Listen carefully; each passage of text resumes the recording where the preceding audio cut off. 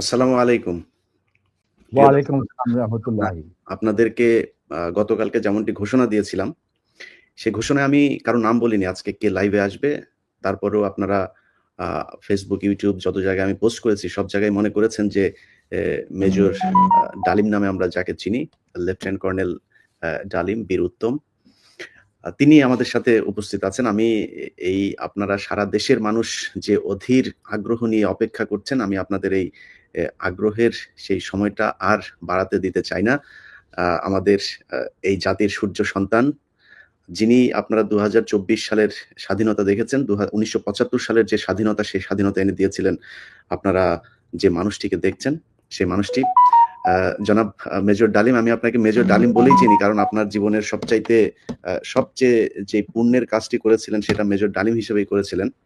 যে কারণে আপনাকে আমরা মেজর ডালিম হিসেবেই ডাকতে স্বাচ্ছন্দ্য বোধ করি। আ আপনি জাতিকে অ্যাড্রেস করতে পারেন। ধন্যবাদ ইলিয়াস। আজ অনেক বছর পর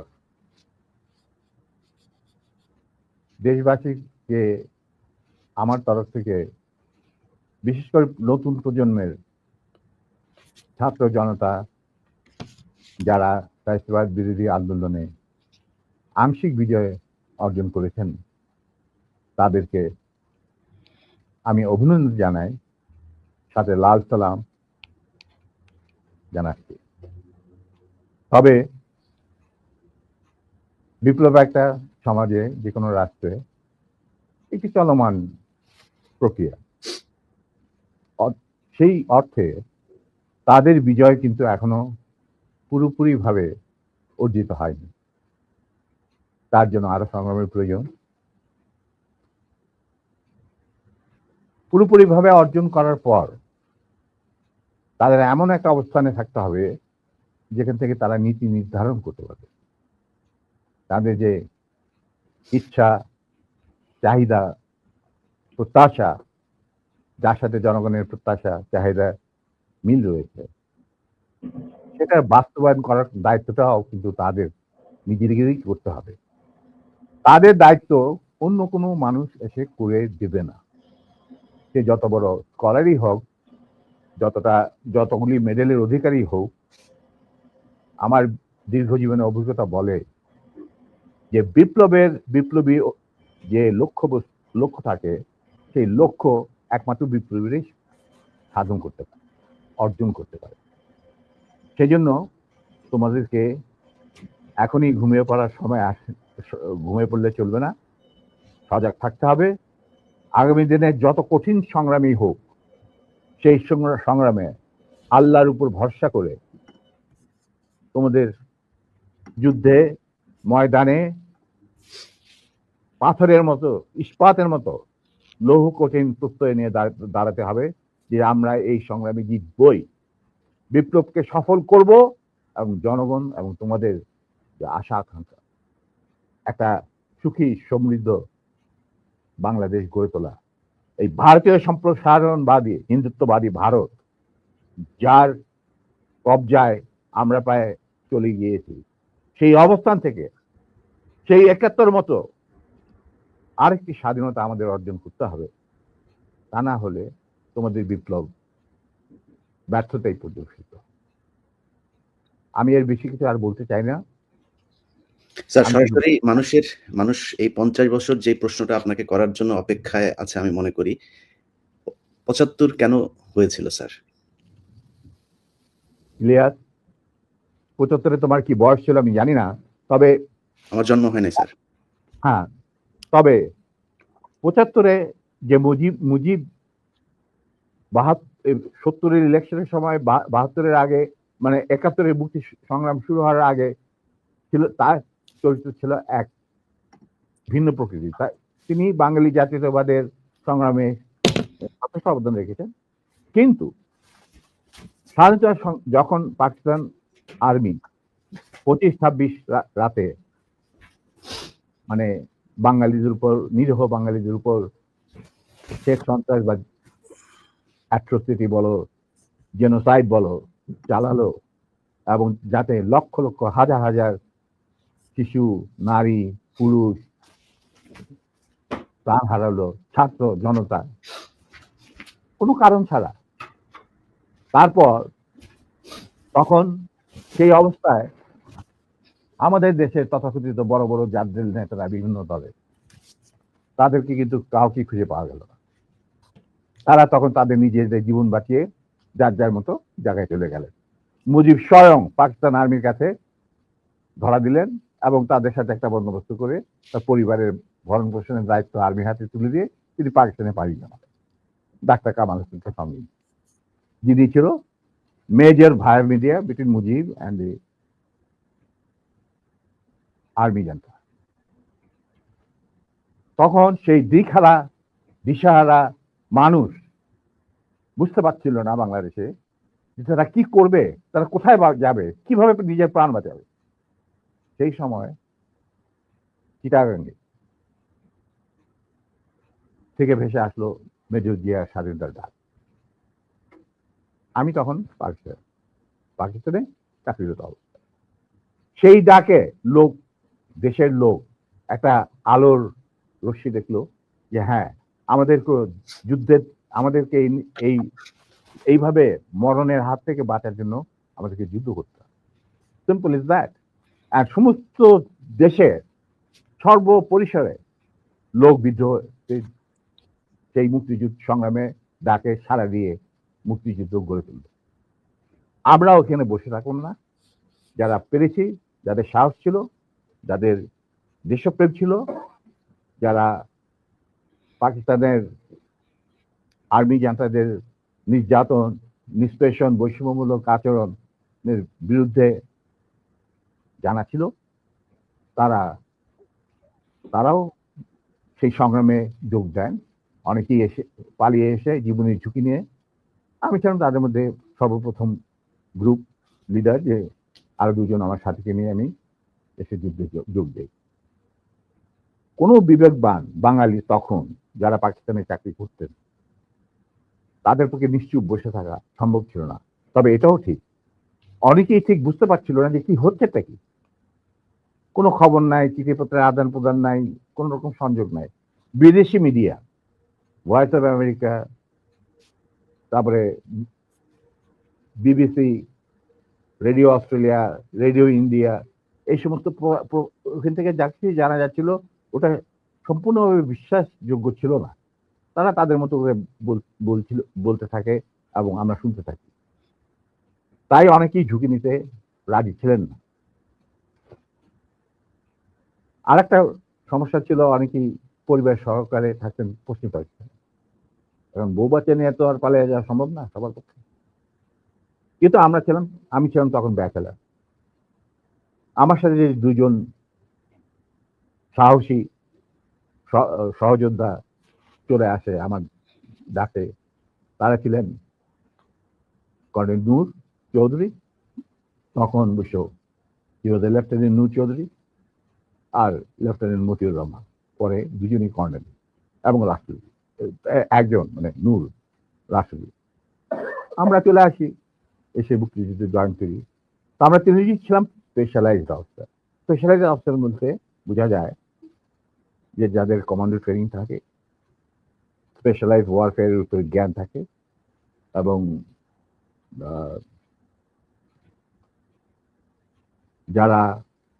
যাদের ইন্টেলিজেন্স অপারেশন কিভাবে বিশ্বজুড়ে চলে সেই সম্পর্কে জ্ঞানে তারা অভিজ্ঞতা সঞ্চয় করেন বিভিন্ন কোর্সের মাধ্যমে। তা আমরা ছিলাম তিনজনই সেই ধরনের অফিসার। তাই আমরা জীবনের ঝুঁকি নিয়ে আল্লাহর নাম নিয়ে বেরিয়ে পড়ি এবং অতি সহজেই দিল্লি পর্যন্ত পৌঁছে যায়। এবং সেখানে আমাদেরকে রিসিভ করা হয় সাউথ ব্লকে, মানে প্রাইম মিনিস্টারের অফিসে, শ্রীমতী ইন্দিরা গান্ধী, প্রধান founding father general Uban Singh, DP Dhar, মুখ্য সচিব প্রাইম মিনিস্টারের and in charge of Bangladesh affair, এনারা আমাদেরকে রিসিভ করে। তারপর অনেক আলাপ আলোচনা, কিছুদিন ট্রেনিং, ব্রিফিং পরে আমাদেরকে মুজিবনগর সরকারের কাছে হ্যান্ড ওভার করে দেওয়া হয় এবং আমাদেরকে দিল্লি থেকে নিয়ে আসার জন্য general Osmani, commander in chief মুফতি ফৌজ, জনাব Tajuddin, prime minister of the provisional government, সাধ্যপর চুক্তি করার পর, আর ফরেন মিনিস্টার খন্দকার মুশতাক আহমদ, যিনি আমার বাবার ক্লাসমেট, তারা আসেন দিল্লিতে, এসে তাদেরকে ফর্মালি আমাদেরকে হ্যান্ড ওভার করে দেওয়া হয়। তারপরে আমাদের তিনজনের মধ্যে দুজনকে, আমাকে এবং মতিকে, অ্যাপয়েন্ট করা হয় as guerrilla adviser to the sector commander. মানে 11টা সেক্টরের মুক্তিযোদ্ধাদের রিক্রুট করা, তাদের ট্রেন করা, তাদেরকে ইন্ডাক্ট করা, অপারেশন করানো, সব দায়িত্ব পড়ে আমাদের দুজনের উপর এবং আমরা এই 11টা সেক্টরকে ভাগ করে নিই। আর Noor being the junior most, Osmani সাহেব ওনাকে তার চিফ পার্সোনাল স্টাফ অফিসার হিসেবে মুজিবনগর সরকারের যে হেডকোয়ার্টার ছিল মুক্তিবাহিনী, সেখানে তার সাথে রাখেন। এবং শেষ পর্যায়ে কিছুদিনের জন্য নূর অনেকটা দৃঢ়তার সাথেই উসমানীর সাথে আলাপ করে সাউথ বেঙ্গলে চলে যায় এবং মুক্তিযুদ্ধে সক্রিয়ভাবে অফিস গ্রহণ করে। সেও আঘাতপ্রাপ্ত, মানে সেও যুদ্ধে ইনজিওর্ড হয় একটা অপারেশনে, এবং তাকে বীর বিক্রম খেতাব দেওয়া হয়। আর আমি যুদ্ধের সময় 3-4 বার আহত হয়েছি, তার একটা নিদর্শন আমার দেখো, হাতের অবস্থা এখানে সেখানে সবকিছু অর্ধেক বোধ হয় আর্টিফিশিয়ালি ক্রিয়েটেড, রিক্রিয়েটেড, যেটাকে প্লাস্টিক সার্জারি বলা হয়। But then I continue. তারপর সেনাবাহিনী গঠন করা, বাংলাদেশ মিলিটারি একাডেমি স্থাপন করা, পিটি স্কুল মানে ফিজিক্যাল ট্রেনিং স্কুল স্থাপন করা, সিলেটে ওয়েপন অ্যান্ড প্র্যাকটিস শেখার স্কুল স্থাপন করা, সব দায়িত্ব আমরা পালন করি। এর সাথে সাথে চলে রিক্রুটমেন্ট ফর আর্মির যে 5টা ব্রিগেডের প্র্যাকটিস দিয়েছিল মুজিব, এই ব্রিগেড 5টা এবং বিমান বাহিনী আসেন নৌবাহিনীর জন্য রিক্রুটমেন্টের ইনচার্জ ছিলেন deputy chief of staff Ziaur Rahman. যদিও তিনি সিনিয়র ছিলেন, তাকে তো বানায়নি চিফ, তাকে তো অ্যাজ এ কর্নেল বের করে দিতে চেয়েছিল, কিন্তু পারেনি, আমাদের জন্যই পারেনি। আচ্ছা, যাই হোক, ওনার স্টাফ অফিসার হিসেবে দায়িত্ব পড়ে আমার উপর। আর আমি একাই আমার অন্যান্য সহযোদ্ধা কমান্ডারদের লিস্ট ওরা পাঠিয়ে যেত। আমি প্রায় 25,000 প্রাক্তন মুক্তিযোদ্ধা যারা আমাদের আন্ডারে চাকরি করেছে, মানে যুদ্ধ করেছে, তাদেরকে আমি আর্মিতে, এয়ারফোর্সে, মানে ডিফেন্স ফোর্সে, নেভি ইনক্লুডেড, নিয়োগ রিক্রুট করি। তারপর চাকরি করতে থাকি,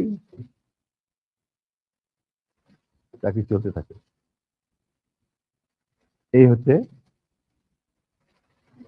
আমাদের স্বাধীনতা সংগ্রামের ছোট্ট সিনপসিস।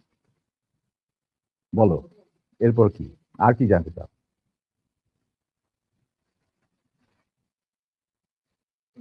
দুঃখিত না, এরপরের যেই আমার মূল প্রশ্নটা ছিল যে কোন পরিস্থিতিতে 75-এর 15ই আগস্ট হলো?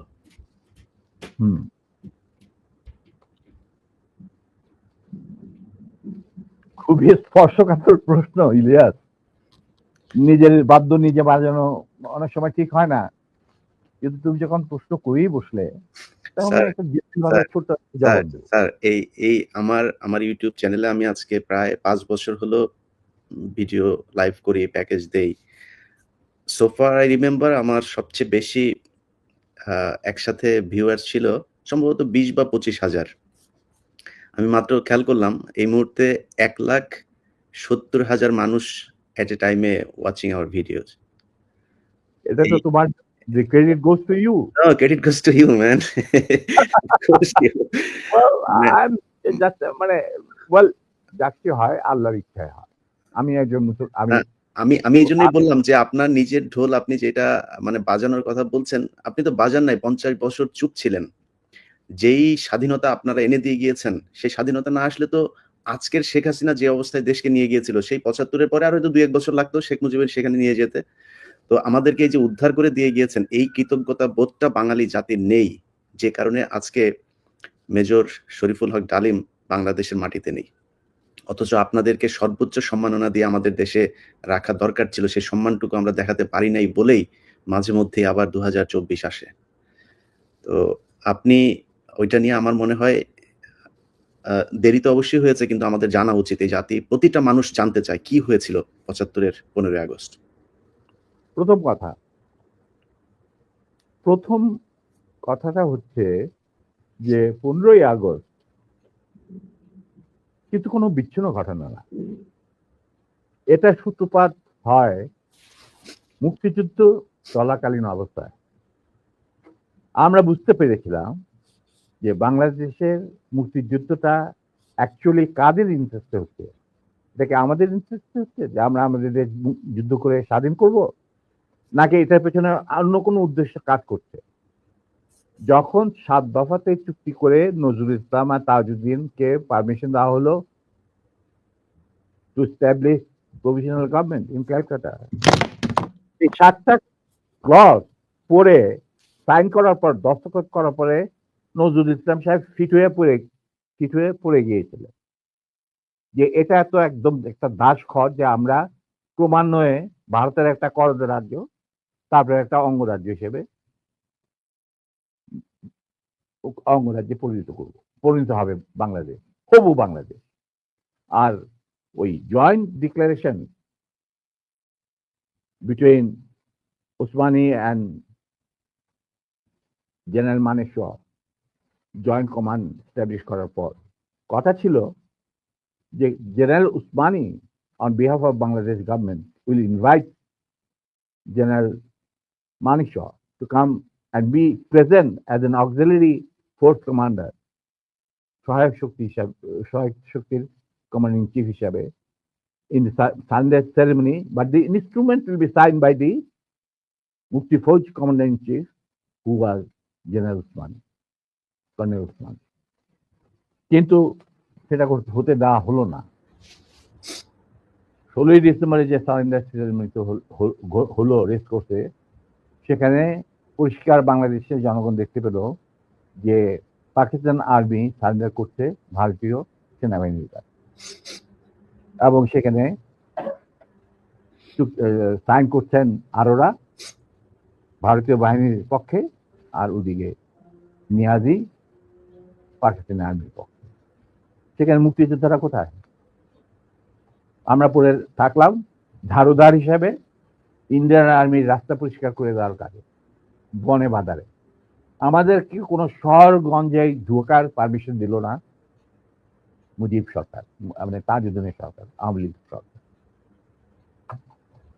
সেই অবস্থায় কি প্রমাণিত, এটা এই ঘটনায় কি প্রমাণিত হলো?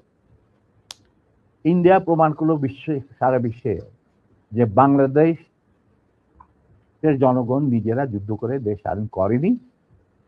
বাংলাদেশ নামক একটি রাষ্ট্র প্রিমেচুরলি জন্ম দেওয়া হয়েছে as an outcome of Indo-Pakistan war, যেখানে ইন্ডিয়া জিতেছে। এইটা হলো ইতিহাসের শুরু। তারপর মুজিবকে যখন ছাড়া হলো, সে তো কিছুই জানতো না যে দেশ স্বাধীন হয়েছে, কোন মুক্তি ফৌজ বলে কিছু ছিল, হাজার হাজার লোক দেশ চিটে হয়েছে, প্রাণ হারিয়েছে, কিছুই জানতো।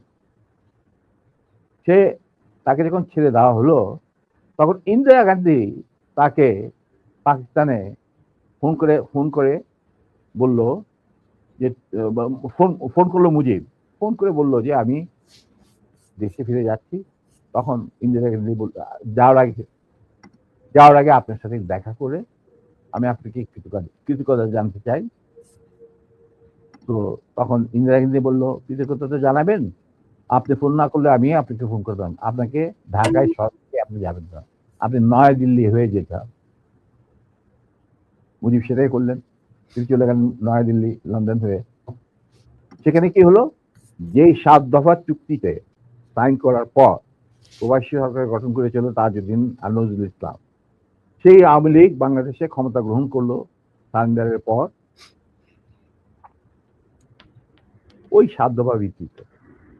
এবং সেই 7 দফাতে মুজিব স্বাক্ষর দেওয়ার পর ফিরে গিয়ে তিনি ক্ষমতা নিজে হাতে নিয়ে নিলেন। তাজউদ্দিনকে বললো, তাজউদ্দিন তুমি প্রাইম মিনিস্টার থাকবে না, আমি হব প্রাইম মিনিস্টার। তারপর কি হলো, কোনো নির্বাচন নাই, কিছু নাই। ওই 70-এর নির্বাচনের সুবাদে তারা ইন্ডিয়ার 4 স্তম্ভ ডুপ্লিকেট বাংলাদেশে ইম্পোর্ট করে তার উপরে একটা সংগঠন বানানো, হুবহু এক। শুধু তাই না, রবীন্দ্রনাথ ঠাকুর, যাকে নিয়ে আমরা নাচানাচি করি এবং অনেকের মানে ভাসে যায়, আপ্লুত হয়ে যায় আবেগে, এই রবীন্দ্রনাথ ঠাকুর একজন ইন্ডিয়ান নাগরিক এবং ইন্ডিয়ার জাতীয় সঙ্গীতের রচয়িতা। আমাদের দেশে তার চেয়েও প্রতিভাবান কবি কাজী নজরুল ইসলাম উপস্থিত থাকা সত্ত্বেও আমরা সেই ভারতীয় নাগরিকের একটা গানকে আমাদের জাতির উপরে চাপে দেওয়া হলো জাতীয় সঙ্গীত। পৃথিবীর ইতিহাসে এমন কোন নজির আর দ্বিতীয়টা আছে বলে আমি মনে করি না। কেন কোন বাংলাদেশে যদি নজরুল ইসলামকে আমরা জাতীয় কবি আখ্যা দিয়ে থাকি, তাহলে নজরুল ইসলামের গান কেন হলো না? বা অন্য কারো গান হতে পারতো জাতীয় সঙ্গীত। ভালো ভালো কবি সাহিত্যিক ছিলেন আমাদের দেশে, কিন্তু পৃথিবীর ইতিহাসে কোথাও নাই যে বিদেশি এক নাগরিকে যে নাকি তার দেশের জাতীয় সঙ্গীত রচনা করেছে এবং আমাদের শুদ্ধ স্বাধীন বাংলাদেশে এসেও আমাদের জাতীয় সঙ্গীত রচনা করতে হবে। কি ধরনের কথা? That means you have nothing in your hand. তারপর মুজিবকে দিয়ে রক্ষী বাহিনী সৃষ্টি করলো ইন্ডিয়া। তারা বাংলাদেশের সামরিক বাহিনীকে দুর্বল করে একটা নামে মাত্র সামরিক বাহিনী, হাতে লণ্ঠন, করে ঠনঠন, এই ধরনের একটা সেনাবাহিনী রাখবে। আর কারণ একটা সেনাবাহিনী তো রাখতেই হবে, কারণ যে কোনো জাতির মেরুদণ্ড হচ্ছে সেনাবাহিনী। ওই হাতে লণ্ঠন, করে ঠনঠন, আর আসলে তার চেয়ে অনেক শক্তিশালী একটা বাহিনী গঠন করলো ইন্ডিয়া। স্যার, ওই যে 7 দফাটা আমরা তো ইতিহাস পড়ে, আমরা তো আসলে সাক্ষী না, আমরা পড়ে মানুষকে জানানোর চেষ্টা করেছি। আপনার স্মরণ আছে 7 দফাটার কথা কি কি ছিল? ওই দফায় যদি কয়েকটা গুরুত্বপূর্ণ জায়গা যদি মনে রাখেন। দেখো ভাই, আমি তো অ্যাকচুয়ালি 7 দফা একদম টোটো এগুলো আমার বইতে লেখা আছে। যারা এটা কেন জিজ্ঞেস করলাম স্যার, কারণ হচ্ছে মানে আপনি তো করতে পারবেন না স্যার, সেনাবাহিনী তো 7 দফা মানলে করতে পারবেন না স্যার। আমার পক্ষে হয়তো এখন রিকালেক্ট করা অফেন ডিফিকাল্ট, কারণ আমার মাথায় অনেক কিছু খেলা করে। জি স্যার। দু একটা জিনিস বলছি, যেমন ধরো মুজিব এবং তার সরকারকে প্রোটেকশন দেওয়ার জন্য ইন্ডিয়ান আর্মি অবস্থান করবে বাংলাদেশ। বাংলাদেশের কোনো শক্তিশালী সামরিক বাহিনী গঠিত হবে না। বাংলাদেশের কোনো স্বাধীন বৈদেশিক নীতি থাকবে না। বাংলাদেশের শাসন ব্যবস্থা, আমলাতন্ত্র, শিক্ষা ব্যবস্থা, স্বাস্থ্য ব্যবস্থা, শিল্প ব্যবস্থা, কৃষি ব্যবস্থা সবকিছুই চলবে ভারতীয় বিশেষজ্ঞদের ইচ্ছা মতো। তারা মুজিব বিরোধী কোনো মানুষকে বাঁচিয়ে রাখা হবে না। তার জন্য যত লোক মারা দরকার মারা হবে, যত লোককে লুলা ল্যাংড়া করা হবে, চক্ষু তুলে নেওয়া হবে, মেয়েদের ইজ্জত লুণ্ঠন করা হবে, কোনো সমস্যা নাই। এইভাবে প্রতিপক্ষের উপর ঝাঁপিয়ে পড়ায় 40,000-এরও বেশি লোক মারা গেছে, সেটা সবাই জানে, প্রত্যেক আসছে। তারপর তোমার আমরা একটা করদরাজ্যে পরিণত হয়ে গেলাম। কিন্তু সমস্যা দেখা দিল যে বাংলাদেশের মাটিতে যদি ইন্ডিয়ান সোলজাররা অবস্থান নেয়, তাহলে বিদেশ থেকে কোন রকম কোনো দেশেই বাংলাদেশকে স্বীকৃতি দিতে রাজি না, কারণ পাকিস্তান ইতিমধ্যে সিকিউরিটি কাউন্সিল থেকে একটা আইন পাস করে নিল যে বাংলাদেশে কে নিয়ন্ত্রণ করতে ভারত তাদের সেনাবাহিনীর মাধ্যমে, মুজিব সরকারের মাধ্যমে। অতএব এটা একটা ডিসপিউটেড টেরিটরি, এটা একটা স্বাধীন দেশ নয়। তাই আপনারা স্বাধীন কিভাবে রিকগনাইজ করবেন মুজিবের সরকারকে? এরপর এই অবস্থায় ইন্দিরা গান্ধী পড়ল মুসিবত, তো আজ মুজিব সরকার। তখন ইন্ডিয়ান সরকার ডিসাইড করলো যে ঠিক আছে, আমাদের সোলজার আমরা ফেরত নিয়ে আসবো, তার পরিবর্তে আমরা জাতীয় রক্ষী বাহিনী বানিয়ে, তাই করা হলো। তো যে কাজটা ইন্ডিয়ান আর্মি করছিল সেটা পরে জাতীয় রক্ষী বাহিনী করলো। আর কি ধরনের অত্যাচার, অবিচার, কি ধরনের মানে হত্যাযজ্ঞ, গুম খুন এবং অনাচার অবিচার মুজিব সরকার করছিল, সেটা খতিয়ান তো তুমি আমার কি ভালো জানবে। অনেকে এই বিষয়ে লিখেছেন, সাহসী যারা তারা লিখে গেছেন, আমিও কিছুটা লিখেছি। সেখানেই শেষ হলো না। তারপর দেখা গেল যে সেই সূতিকাগার থেকে মুজিব কায়েম করলেন একদলীয় এক ন্যায়কত্ব স্বৈরাচার শাসন বাকশাল, এবং নিজেকে তিনি আজীবন রাষ্ট্রপতি হিসেবে ঘোষণা দেবেন সিদ্ধান্ত না হলো। এই বাকশালের মেম্বার সবাই। সেই বাকশাল করার পর মুজিবের শক্তি বেড়ে গেল, তার নিষ্ঠুরতা এমন অসহনীয় পর্যায়ে চলে গেল, ইলিয়াস, লুট পাট, মার ধর, চোরাচালান, নকল টাকা ছাপানো ভারত থেকে, এই সমস্ত মানে একটা আমাদের মনে অস্তিত্বই এমন অবস্থায় গিয়ে থাকলো যে মানুষ একদিন মুজিবের জন্য দোয়া করেছিল যে আল্লাহ এই মুজিব আমাদের চোখের মনি, আমাদের বাঁচাবে, দেশকে স্বাধীন করবে, বাঙালিদের ন্যায্য অধিকার আদায় করবে। সেই মুজিবের জন্য লোকজন আল্লাহর কাছে দোয়া চাচ্ছিল যে আল্লাহ আমাদের আজাদ দাও, নমরুদের হাত থেকে আজাদ দাও, আমরা তো শেষ মরে যাচ্ছি, সব কোথাও কোনো কেউ নেই প্রতিবাদ করা। এটা তো আমরা যারা সেনাবাহিনীতে তখন ছিলাম, যারা দেশপ্রেমী যোদ্ধা, তারা ঠিক মেনে নিতে পারেনি। যেভাবে তারা মেনে নিতে পারেনি পাকিস্তানের জান্তাদের অবিচার এবং দুরাচার।